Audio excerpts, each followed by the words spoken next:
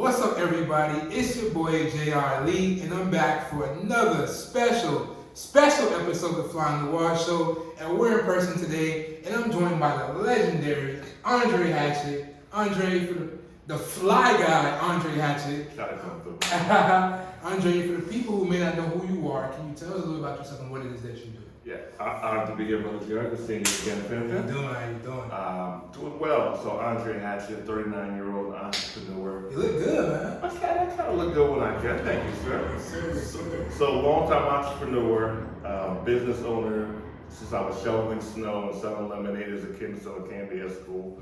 Been job-free for the past 12 plus years. Homeowner since the age of 22. Enjoying life, teaching people how to start their own business as a mobile notary public and helping thousands of people do so. I'll probably cover other things in there as well. But those are the main things that I do with my life. That's amazing, Andre, man. And so, let's start it off. Where are you from? I am from New York. My family's from Jamaica. Nice. I was born and raised in New York, Westchester County. Westchester. Oh man, my girl actually went to school in Westchester, New Rock. I'm from New Rochelle. That's the city. You're from New Rochelle? Yeah, I'm from New Rochelle. New Rock City. We go Monroe, Iona. No, I actually went to New Rochelle High and I went to Isaac. You went to New Rochelle High School? Yeah, and I went to Isaac E. Young. I went to Albert Leonard. Did you? Yeah, that's crazy. Yeah, and I went to high school, and I got thrown out of high school, and I went to St. Gabe's. Oh, really? I don't tell that story St. about. Gabe's. I got thrown out of high school. What you got thrown out of high school for? Fighting. For fighting. Fighting in class. Yeah. Were you one of those kids? Growing up? Were you like a? I didn't think I was, but I got thrown out of high school. But I graduated on time. Things went well. I guess I didn't really like school that much. There's so many damn rules. But you were from New Rochelle? Yeah. Well, I'm from the Bronx, but I went to school in New Rochelle. That is crazy. Shout out to that. Yeah, New Road. New Road, then I lived in Yonkers my adult life. I bought my property, and yeah, that's where I'm from. Nice. Shout out to New Rock, man. Yeah, we did a Jamaican. We actually one of our past clients we did the digital marketing for was a restaurant called Crave. Or a place to go. I'm not sure if you know that restaurant. Place to go on North Avenue.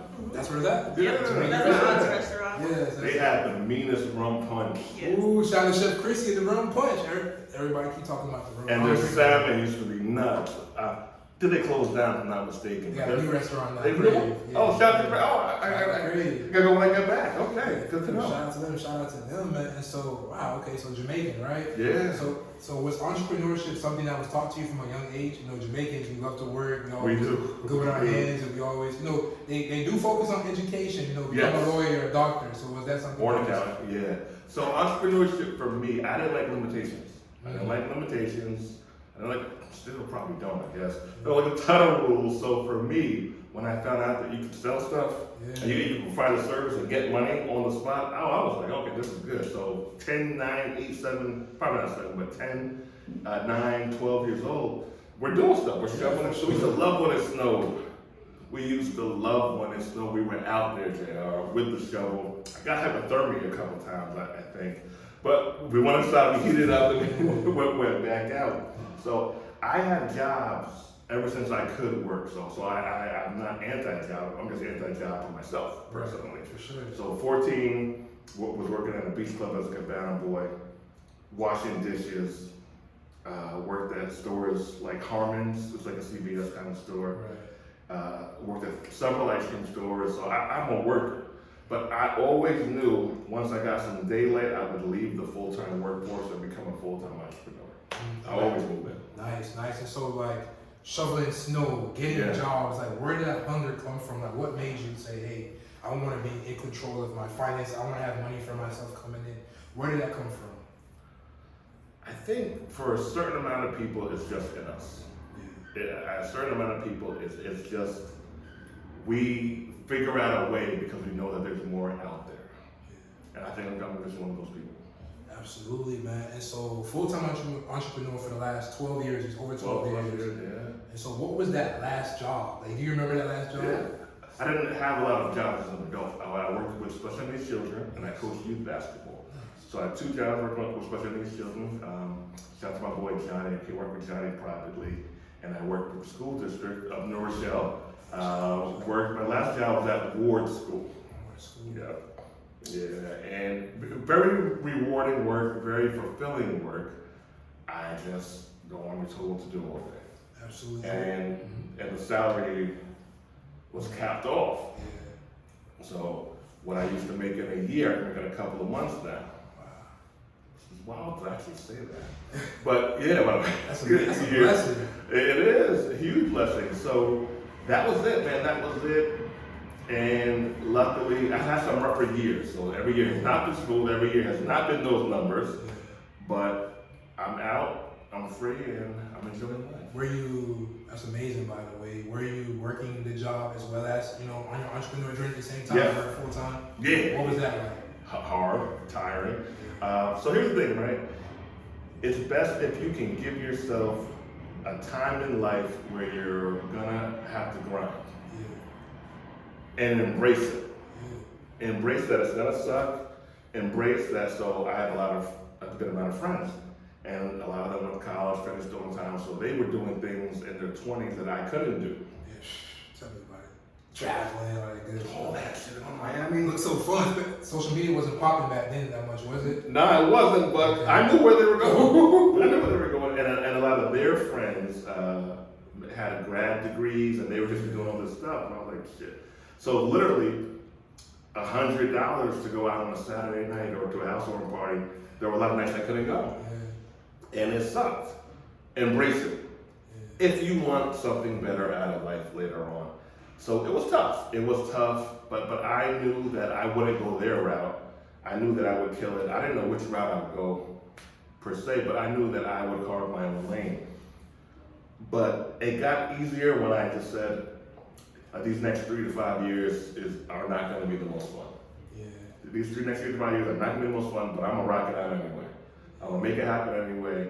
And it became easier to tolerate once you embraced it. So that sounds a lot like, delayed gratification. Yeah, So yeah. For you, like, in your own words, why is that important to delay that gratification, knowing that, okay, my friends are out here, they're traveling, they're doing all this fun stuff, spending money, but I'm out here building something. I'm building a legacy right now. I'm building something for my last name. So why is that important for you? Well, it was important for me because the $60 that I could spend at happy hour or 8 hours a few times a week, that's seed money for my company. That's the editing for my book. That's the proofread for my book. That's the landing page for one of my companies.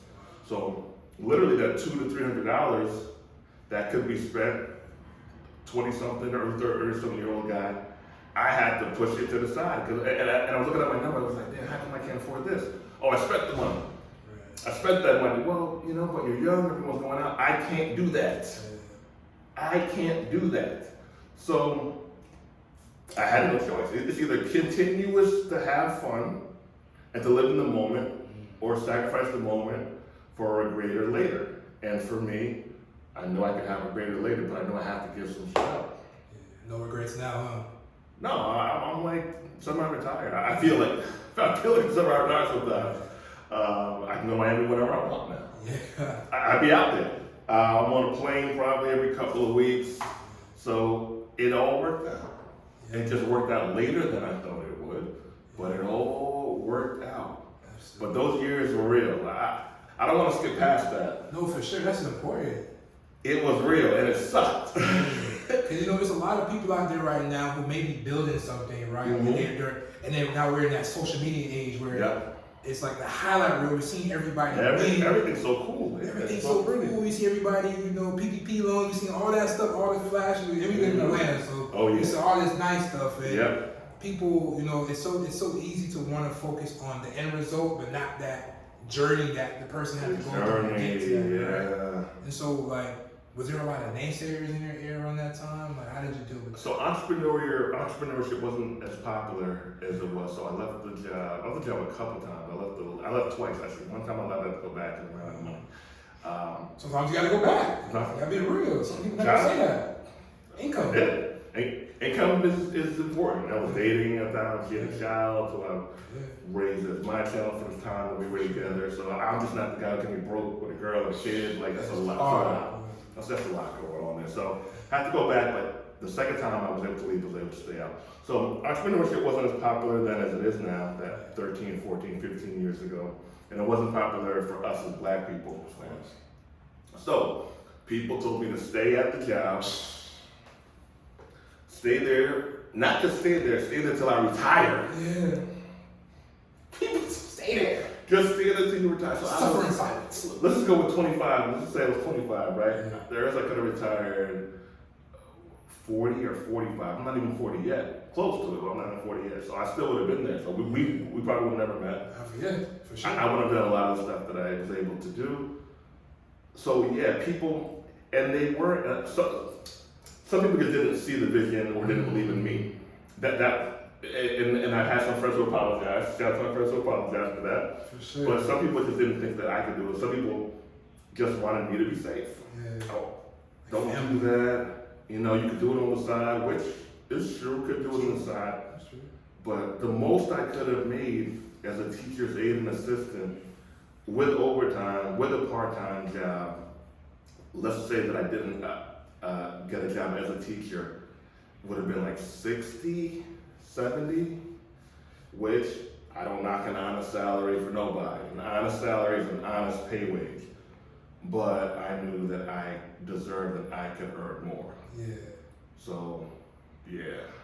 Wow. Yeah. Yeah, man, it's always gonna be some naysayers, and you know, people project their feelings, and oftentimes people just want you to be safe. People especially want you to be family. safe, yeah. You know, they see you struggling, they see you, oh, you can't come to terms with us. So it's just like, oh man, what's going on? Like, why you not coming out? Oh, you should stick with that job, especially Jamaicans. Oh man, Just stick with a job or go back to, yeah. that's what they know. Here's something that I did that was, I had a couple moves before I left the workforce to help, I think, keep the naysayers off. I got property when I had a job. So, Let's talk about that. from I had a few crappy years. From like 21, Looking back at it now, like 20 to 20, so I got my first property at 22. I was making $15 an hour. It's a co-op. Co-op's like a condo if you're outside of New York. If you're in New York, you probably know what a co-op is, but if you're outside. So you're property in New York. Like condo, yeah. That's a big deal. And Yonkers, big deal. That's a big deal. Double the value. I was looking at it the other day. Shout out to the co-op. And I knew that it would be harder for me to get a mortgage without having a full-time job. So I stacked $15 an hour isn't that much money. Even back then it wasn't that much money. So I had a car, my car died. I had like 10 bands in the bank, 7 bands in the bank, 720 FICO score. I could have went out and financed or leased a brand new car, but I took the bus for like almost a year. If I would have bought that car, my debt to income ratio would have plummeted and I would not have been able to buy the property. So me getting the property was a safe bet because I am a risk taker. I do believe in having a couple of safe things along the way though. So I was able to get that out the way. Right. That's good. And that paid off. That paid off, but I think that helped people say, all right, well, he's a little crazy. He's taking this risk. I don't even know what this notary thing is, but at least he got a property. Yeah, man. And so that first property, was that something you were doing? Were you renting it out? Like, I was living there. You I was living there. Yeah, I was trying to get a multi-family, but I didn't have anyone to work with at the time. And that's what I could afford. It worked. I went to go see it with my aunt on a Friday. Shout out to Barbara. And I handed in an offer. I think that night or the next morning, offer was accepted. That Sunday or Monday, and closed on it a little bit. I was so proud. I was so proud. No degree. Property owner, making $15 an hour or so at the time. Wow. And so, like, how many properties do you own now? I know you're big into real estate. Semi. I have a few on my own. I think I have 3 on my own, 3 or 4 on my own, and then I'm part of an investment group with Charles and the gang. Shout out to Charles. And we have 7 or 8 properties in Detroit that I'm part of. That's amazing. That's amazing. You know, shout out to Charles. Speaking about Charles, actually how I met you, right? Actually, So we met, yeah. That's how we met. You know, I was actually, with Charles, shouting him, helping him with some content while he was doing a podcast episode, and you were one of his special guests. I was, but you're skipping your story. Okay, so I'm a podcaster too, right? So I know a good story. He volunteered. Oh yeah. Okay, so what happened was I did a podcast with Charles last December. He was on my Really? He was on my I podcast. didn't know that. Yeah. He was on my podcast, The Flying the Wash Show, which we're watching right now. Yeah. I hit him up. I sent his DMs. A lot of people don't think that you can make money in the DMs. You can build relationships, connections in the DMs and social media. You can. use social media properly. Social media is a tool. It's for community. It's for making money. It's not just for gossip and negativity, right? I always tell people it's not just for gossip and negativity. But I still hit him up. He did the podcast with me. A couple months later, he said he was coming to Atlanta. He needs somebody to help, shoot content. He'll pay. I hit him up in the DMs again. I said, hey man, I help you out. I got my phone, got my iPhone. I'll shoot for free. He was like, I bet. Gave me his contact information, and I hit him up. And how much notice did you have between him saying that and you doing it? I mean, how much notice? It was like 2 days, a day before, 3 days. Literally, he came on the Thursday. I hit him up on the Tuesday afternoon. So maybe a day and a half. That's important. I didn't even know when he was going. He said he was going to be here this weekend. So I thought he was going to come Friday. He actually was here Thursday. Yeah. Mm-hmm. And I hit him up, and then so we locked it in. And then I actually had to follow up with him a few times. Ty is a very busy man. Yeah. If you don't follow up with him, you're not going to get in touch with Ty. So it's like I offer my service for free, and then I have to hit him up again. Mm-hmm. And again, like I was like so adamant. I wanted to foster that relationship and have that opportunity. So sometimes we create an opportunity for ourselves, and if it's not the way we want it, or if the person stops communicating, we just let it just dry up. If it's not pretty, we say it's fuck. not pretty, yeah, you know what I'm saying? So I hit him up, we did it, and then you're one of the people that were there, one of the special guests. We connected, and from there, man, the rest You were there the whole weekend too. I was there the whole weekend, man. I was Recording, working. like Gary Vee used to have that, still has that dude, D-Rock. I was very impressed with this. You were recording, having subtitles, like you just shot the video 5 minutes ago. Yeah. Send it out to Charlie, send it out to us. I was so impressed that you were so on it. I'm like, this dude's all right. So shout out to you. Shout out to you for that. That was very impressive. Nah, thank you so much for that, man. And, so I saw you there. I was like, oh man, this is dope. I saw you. It's so funny because I knew who you were because I'm on Twitter. Okay. And I seen, I follow some people. Shout out to, Millionaire Minds. And shout out to Xavier and Deanna, man. I had seen him make a post, and they were saying like how you a legend in the game. Andre Hatchett, shout out to Andre Hatchett. He's a legend in the game. Give him his rose, and that's how I first got familiar with you, right? Appreciate that. And so, just speaking about like these different people, right? Relationships. Yeah. How important is relationships for you as an entrepreneur, as a person in general? Huge. Yeah, that's my life. I was hanging out with Henry Washington and Andre Haynes last night. We had so much fun. We were at STK, we were at the bar, eating, drinking, just chilling, talking about life. I feel bad for people who don't make connections, friends, associates, for people who are just focused on the bag per se or your own advancement. You're missing out on life. Yeah. And as time goes by, just statistically, I hope not, but my life is halfway over. Just numbers-wise.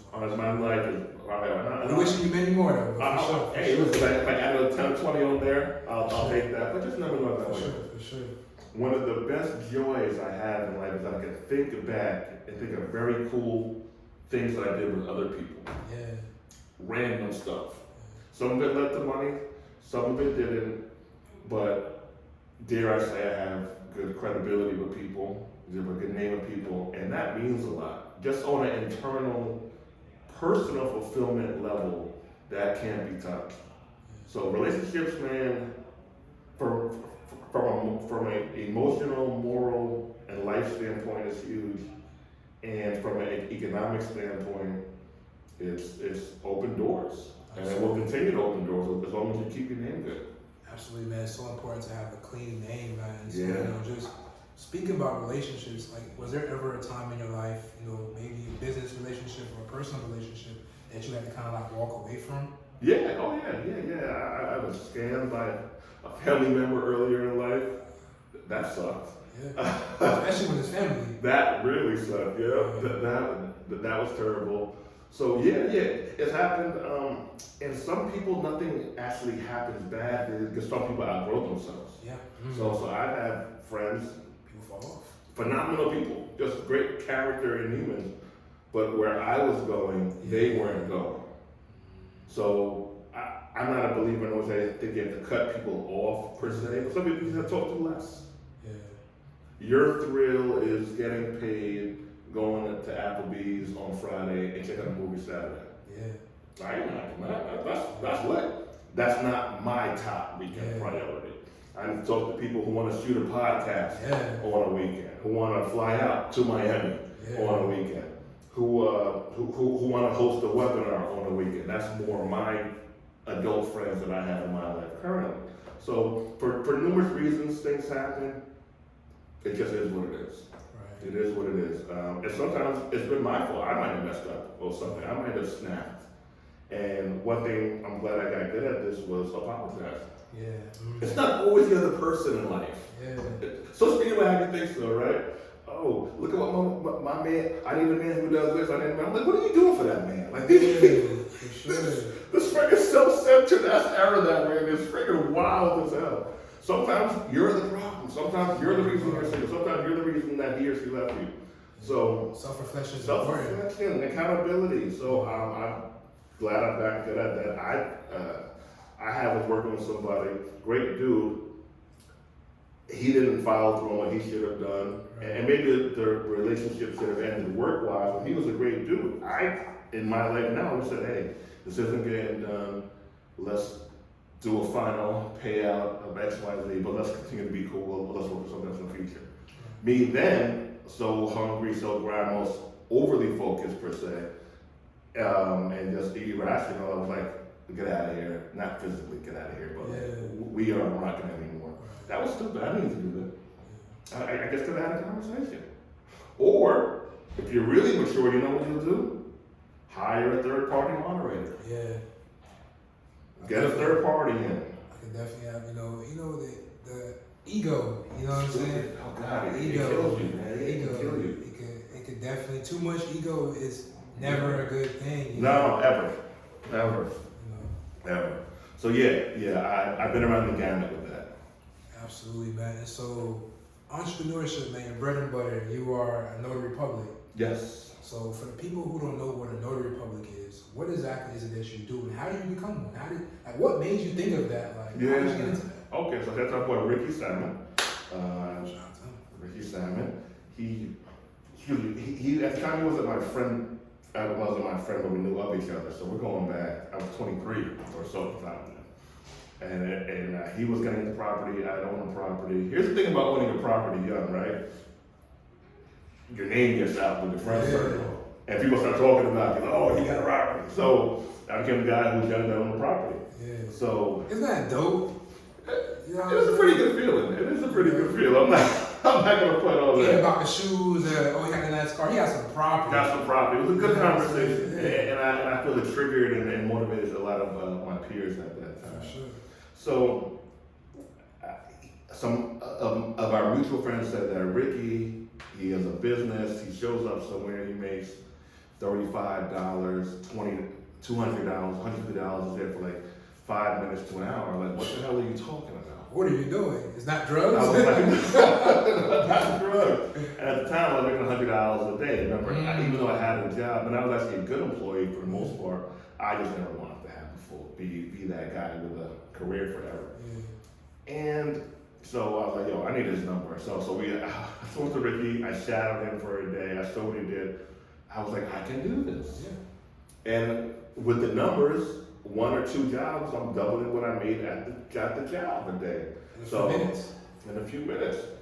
Sometimes there was a little more driving around, for sure. But I was on my own boss, and I was able to. I saw the light for me to be able to leave the full-time workforce, and that's important. Notice what I didn't say was this thing was so cool, it was so flashy, it was so fancy. It was, I was so passionate about it. Yeah. It was a way for me to leave where I didn't want to be.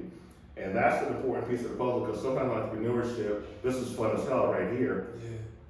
But to get here, we gotta pay for gas, we gotta do other stuff. The things to do to get where we gotta get, it might not be fun. For sure. But that's not called back-end passion. Does it make sense? And this business, for me, it made sense. It was practical. I'm on the practical side of life. In New York, you have to take a test to get your license. So, but some states you don't have to take a test, it's just paperwork. So I took the test, failed the first time, passed it the second time, mailed in my submission was $60, had my license From test time to license to stamp in hand time was about 4 to 6 weeks, and I've been running ever since then. But I got into it because it just made sense. And a notary public is someone who is commissioned by the state to act as an impartial witness on behalf of the state. So in simple terms, you're licensed by the state, we watch people sign their documents, we stamp the documents, and we make them official. Wow. So, first of all, that's amazing. You know, it kind of sends ways like.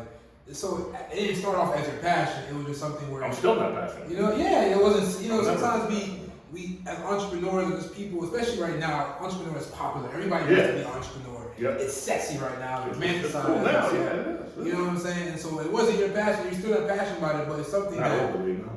Well, yeah, you know, it's something that It works. It works. You're able to fund your lifestyle. It works. Invest in whatever it is that you are passionate about. I love my life. I'm passionate about my life. Yes. How I get there certain days and might have more fun than others. Yeah. But I'm passionate about the life that I've built. That's important. That's an important part of the puzzle. Yeah. That's important, man. And so, like, what are some type of things that people may need to get notarized? So we hear like, I gotta get this notarized, and I gotta get that notarized. But I don't think people really understand like how many things out there you may get notarized. Wow. So, like, what are some of those things? My phone rings all the damn time. Affidavits. Okay. So if you're going to court, loan closing. So if you're buying a house or if you're refinancing a house, if you're taking out equity out of the house, those papers have to be notarized. Wills, power of attorneys, which is when you're giving someone the authority to act on your behalf and you're not there. Trust, divorce documents, separation agreements, healthcare proxies, agreements, a lot of stuff. Wow. A lot So of stuff. Timeshares. that sounds like a lot of different things that everybody needs help with. And so, like the pricing, you're your own boss. Like, how do you like determine your price when it comes to being a notary? Like, how do you? Yeah, so we make our money. So every state has a fee. It has a maximum fee that you can charge if someone comes to you. Okay. So it might be $2. I think the highest in the country is $15 per signature and stamp.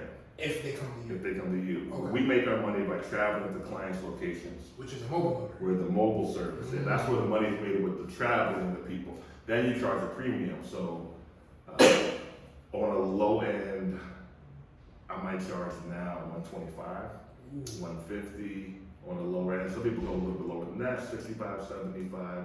So you charge the travel fee. Then on top of that, you charge the state fees if you want per document, and that's how we make our money.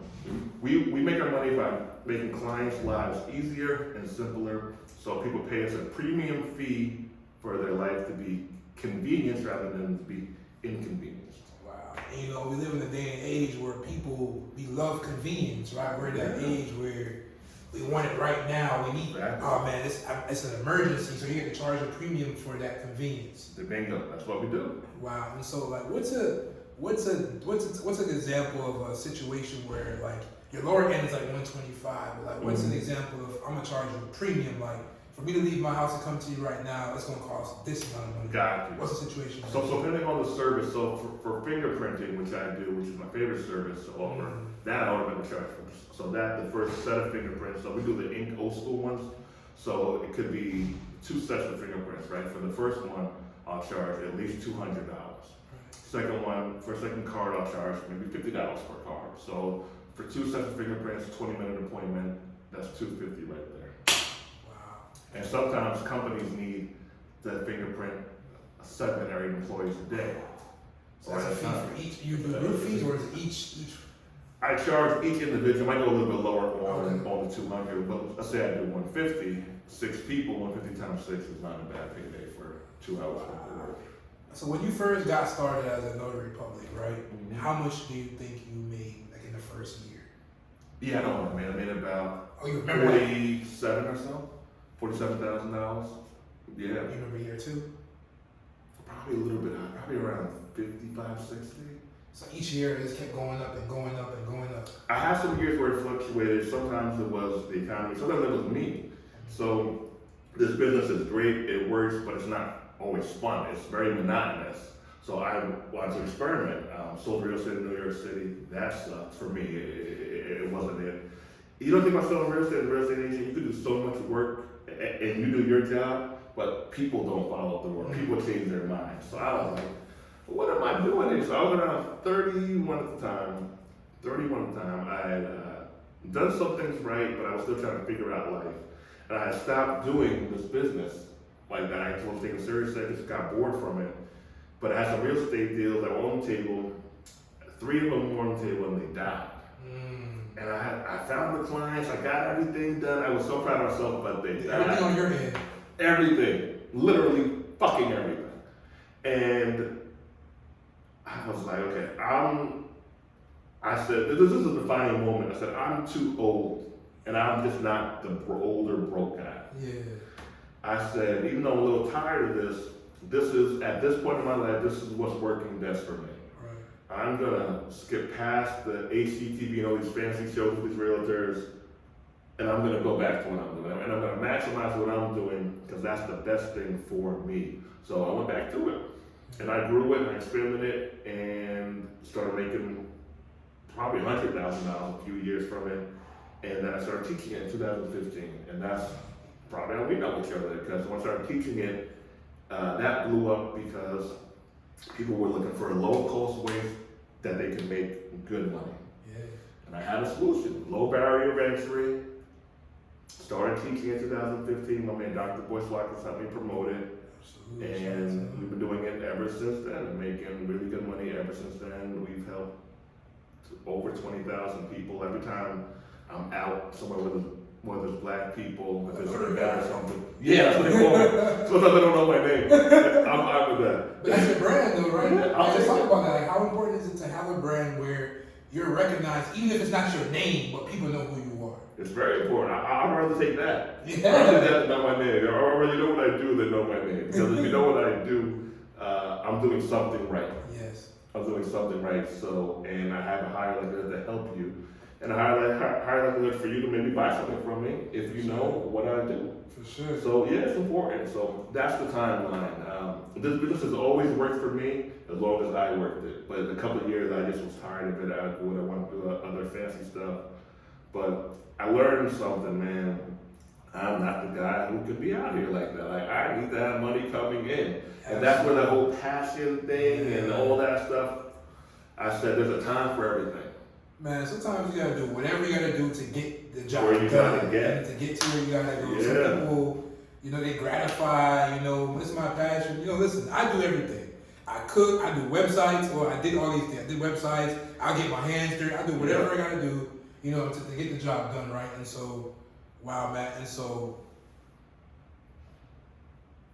you started off, your last job, you were like a teacher assistant, and now you're teaching people all around the world. Crazy how it Right? So works they kind out, of, right? it's like a full circle moment, right? Yeah. And so, for the people that maybe they heard of being a notary public and they're interested in getting into it, how can they connect with you and take advantage of what are some of the services that you offer that they can learn education wise? Yeah. So you can enroll if you go to Instagram. Andre has an Instagram. Click link in the bio.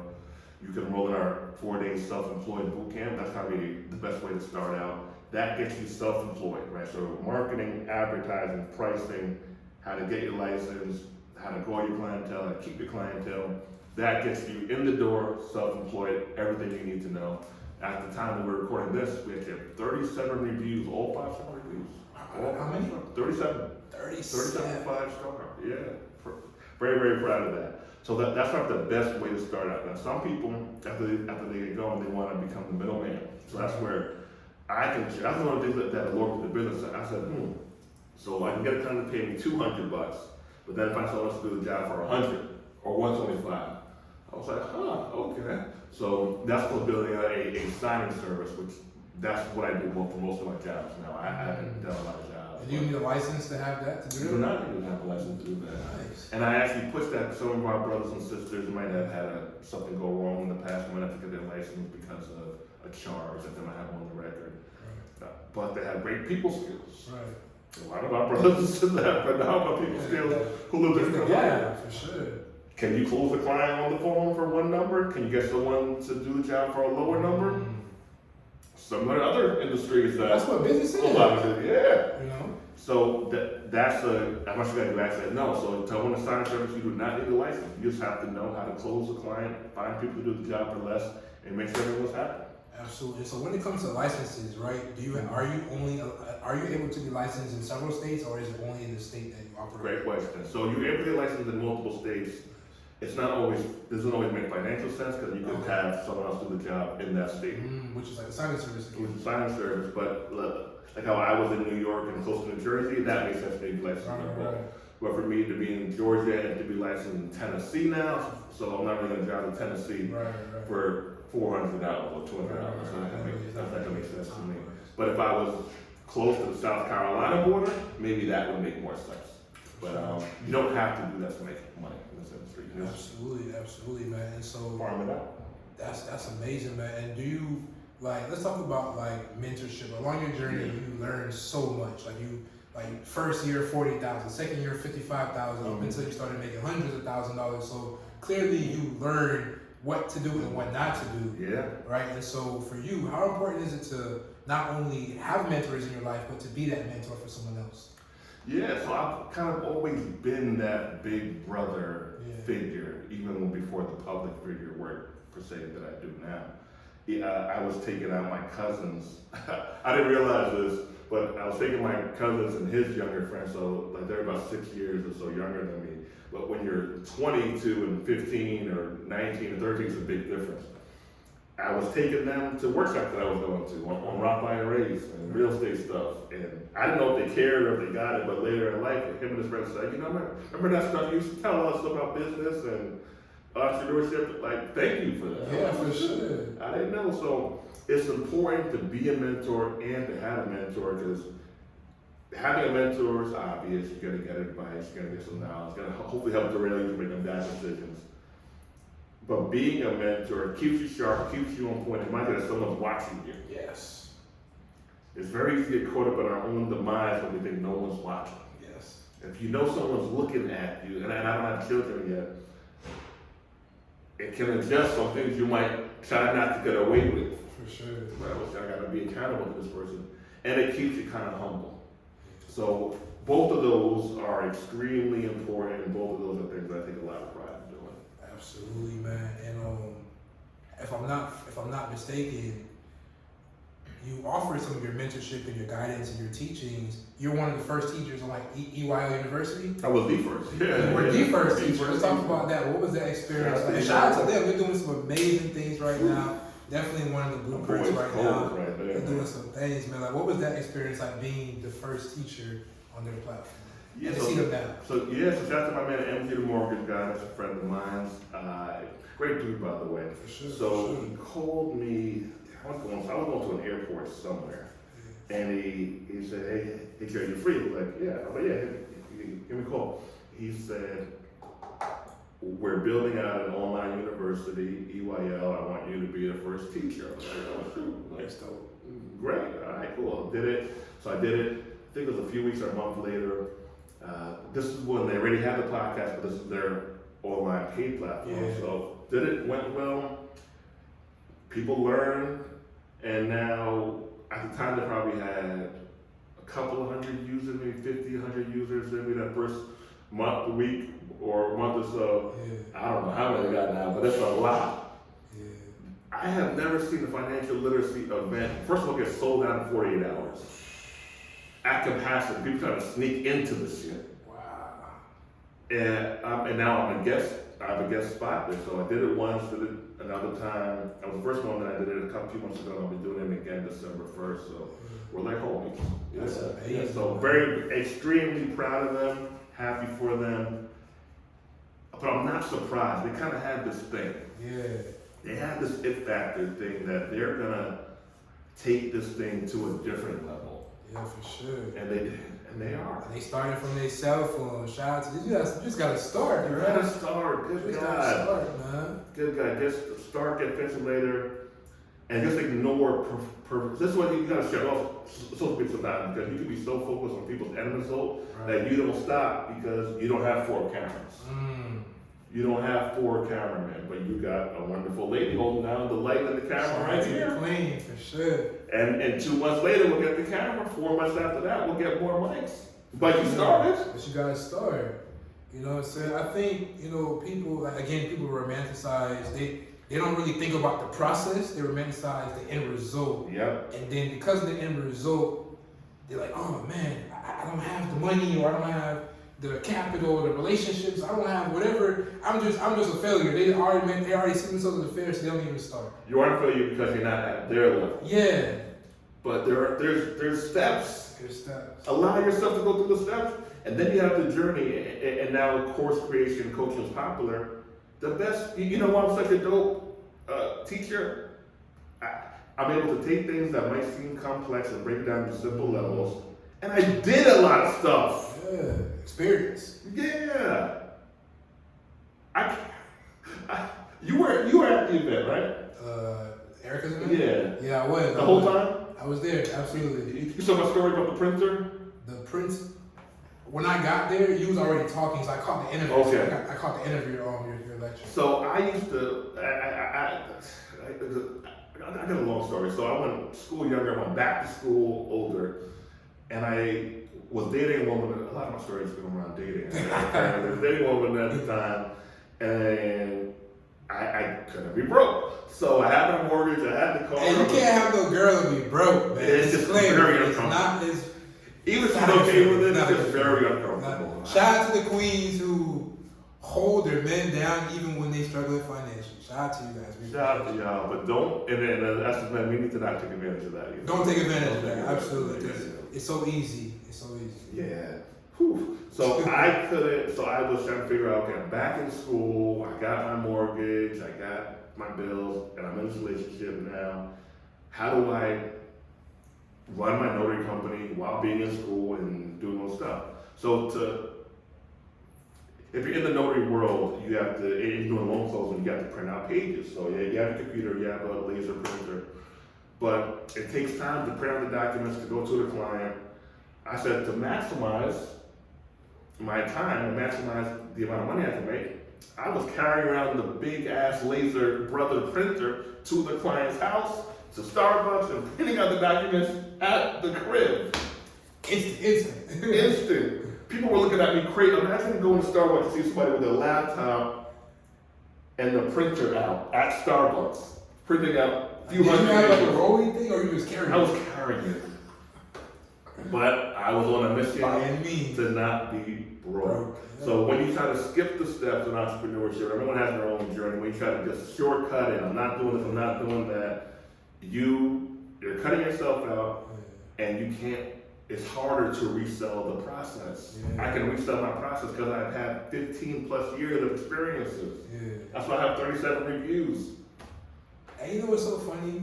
37 5-star reviews. You know what's so funny?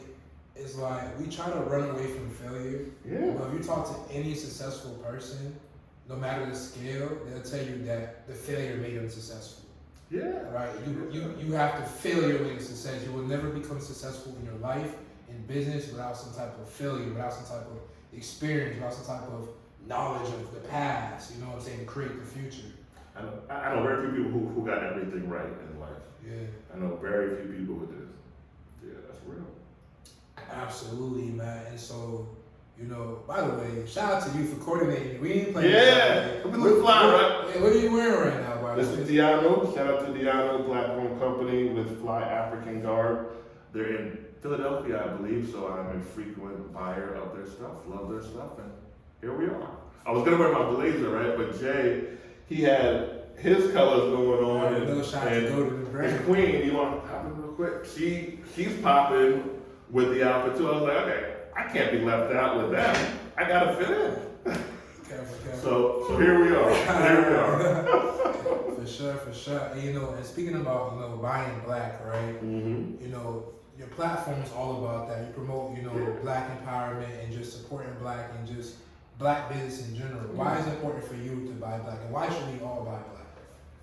So if we go back a little bit, I started a website. It's not active anymore. My man Michael Bell, shout out to Michael Bell, called Buy Black NYC in 2012. at the time, it was one of the first Black business directories that were on the web. The only few at the time. And for me, It's cool now. it's not wasn't cool then. People were calling me racist. Our people were calling me racist. Like, what did white people do? I'm like, call the yellow pages, man. Like, leave me alone. So yeah, at the time it wasn't that popular, but I knew I'm okay with setting a trend. Yeah, for sure. And I just wanted to take the excuse or to minimize the excuses that we have to not support a Black-owned businesses. So we said, and we were building it. With everything going on in life, sometimes we would work at my crib to 12 a.m., 1 a.m. We were going to school together. We would go to the library after school between classes, and we would build up this platform. We didn't know what we were doing, but we did it. You were doing it. Why is it important? It's one, I think it should just feel good. Yeah. Personal standpoint, I think it should just feel good. 2, we create jobs for our people. 3, we can help business owners stay in business. Yeah. 4, I hate to say this part of it, but it's true. Everyone else does it. I don't think we should do it because everyone else does it. I would rather us not be prompted by the whole, well, the Chinese people do it, so we should do it. Well, it is what it is. I forgot the numbers, right? But they say like the Black dollar circulates in the Black community less than 7 hours. Right. Now, I would like to update the stats on it because I think we're doing a better job of it now. Right. But let's just say that that's true. That's not okay. It's not okay. That's not okay. And just to give our people credit, I have seen a lot of improvement in the last past few Yeah, years. for sure. A lot, especially in Atlanta. So Shout out to Atlanta, killing out here. we have to get over, at the time, I saw like a lot of us had to get rid of our own Willie Lynch out of our system. Yes. To get over the, which is weird to say now, the guilt that some people have to go into a business intentionally because it's Black owned. But I did a Black business challenge. I rolled around on my cell phone, did a hashtag on YouTube, and I was on Twitter at the time called the Black Business Challenge. And I would go to businesses that were Black owned, make a video, talk about how much great customer service they offer. And the prices were very fair, just to break up the stigma. For sure. And it got hot. And other people started doing it, so I kind of bowed out. So I saw that other people started doing it, and I had other ideas as well. But that's at my core of who I am. I'm what I call an actionist. For sure. I'm a Black business actionist. That's dope. That's dope, man. And you know, one of the questions I like to ask all of my guests when they come on this show, Andre, is what is their definition of success, right? Mm-hmm. Now, success, it varies depending on where you are in life. I mean, you're no longer that 20-year-old kid that was struggling, right? And like, seeing your friends go party on the weekends and you hear grinding it out. Now I'm partying on the weekend. Yeah, weekdays. You're further alike, you're further along in your career, man. But it doesn't have to be financial. It could be spiritual. It could be happiness. It could be peace. What is your definition of success? Great question and great interview. You're really good, man. Thank you. I really appreciate that. I feel right now I have a high level of success. Yes. I'll tell you why. I'm able to help out my family when need be. I own where I work. I own where I live. I have healthy interactions with my friends. Yeah. I'm able to invest in the stock market and Roth IRA, and my Roth IRA and some other accounts for long term, so I'll make sure that my retirement is secure. I do a lot of meaningful, fulfilling work even outside of the money, just stuff like this. Yeah. I take it very high, put it very high on a list of things that make me bring joy. Yeah. The only thing missing in terms of success for me is a child and marriage. Oh man, coming anytime soon? I'm gonna get married next year, hopefully have a child. I'm about to have a child next year, but a pregnancy would be lit. Nice. If you ask me what else is missing, even if I just made my current salary for the rest of my life, I would be straight because I have a lot of, everything else is damn near perfect. I have a great life, family's healthy. The only thing I need now is a wife and a child. I'm great. That's an amazing answer, man. And just to kind of talk about that a little bit, man, family, right? Mm-hmm. Why is family so important to you? What else are you gonna do? Yeah. I just don't know what else to do. how else are you going to enjoy life? How else are you going to, who are you going to hang with? Yeah. Who you gonna spend the rest of your time Who with? are you going to spend time with? So for me, it's so first nature. It's hard for me to explain it because it's so first nature. Yeah. What else is there? Yeah. And let's say that I was going to do the whole bachelor thing and be the rich or wealthy guy It's traveling. lonely though, right? Lonely as fuck. You know, it gets so lonely. And you have to go out to meet somebody to have adult interaction. It's like a routine, and it's just like it's played out. Damn, I'd rather go out with the person who I'm with, or go home and see them when I get back home. You can laugh at people with the person, you can talk, you know what I'm saying? You do all kind of stuff, experiences and everything. You're gonna go to these cool places by yourself. Now, I am social, I do meet people, and I'm hard to meet people, but it's the personal fulfillment from having a long-term healthy relationship had been my best moments in life. Without question. Me having healthy, and I've done a lot of cool shit, but me having the moments when I've had a healthy relationship with a woman, and not even perfect, but it's been solid, have been my most fulfilling moment. Have been the most fulfilling moments of my life. So, and I can go out and pull. I can pull well, but it doesn't match up to a relationship. Right, man. It doesn't. That's deep, man. That's deep, man. I believe family is so important. And then even when it comes to having a child, just having that miniature version of you, somebody that you can kind of pour into your wisdom and love and the lessons of life that you've been through, your experiences. It's different than pouring into like your students, into your peers. It's different, yeah. You know what I'm saying? You have somebody that came from you and your partner. Yeah, man. And so, wow, man, this conversation I feel has been very powerful, man. Appreciate it, brother. Of course, man. I've been wanting to do this for a while. Ever since we connected, we finally let me get in the kitchen and make it happen, man. So, where do you see yourself like in the next, 5 years? 5 years, good question. I started thinking so far in advance a couple of years ago. Yeah. I was thinking too far in advance, so I stopped. So I didn't think about like the week to the month to 6 months to a year. But I would love to have 2 children. Nice. 2 children would be great. I want to get more real estate, so I've been focusing for the past 3-4 years, hardcore, or mostly focused on my notary business, my notary educational platform, and just e-commerce in general. But I want to get more real estate, so I was talking to my boy Henry last night. Henry has like 65 units, so I'm like, oh shit. And his boy Lamont has 100. And they just started buying property 4 or 5 years ago. So they helped me expand my thinking in terms of real estate. So I would love to have, so 550, so 5 years. If I could have 50 doors in terms of real estate, that would be good. Yeah. Everything else I got is good. Everything else, family, hopefully they stay healthy. God willing, I stay healthy. God willing, if I can get 50 units and just build upon what else I got going on, that'd be great. I have a couple of tech company ideas as well. So Absolutely. yeah, that's it. Well, I definitely with your mindset, because I feel like whatever you put your mind to will happen. Whatever you're speaking to existence, and of course, do the work, it will happen. And just after having this conversation with you, I can definitely tell whatever you put your mind to, you're gonna accomplish. So 50 doors, that's easy. You might make it 60. You know what I'm saying? That family, it's already yours. I met your other half. You're definitely a sweet person. I can definitely see you guys building. So I pray for that union and everything like that, man. So Andre, man, I just want to say, thank you so much for joining me today on the Fly in the Wall show.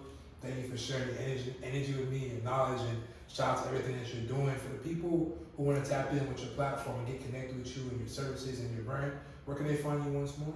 Yeah, Instagram, Andre Hatchett Instagram, the best place to find everything I got going on. And then I look forward to seeing you grow and the platform grow, Mr. Great Interviewer. Thank you so much. I appreciate it. I do a lot of interviews. You're good. Thank you, You're man. I really appreciate good. that. I'm just trying to connect with the person, man. And I like talking.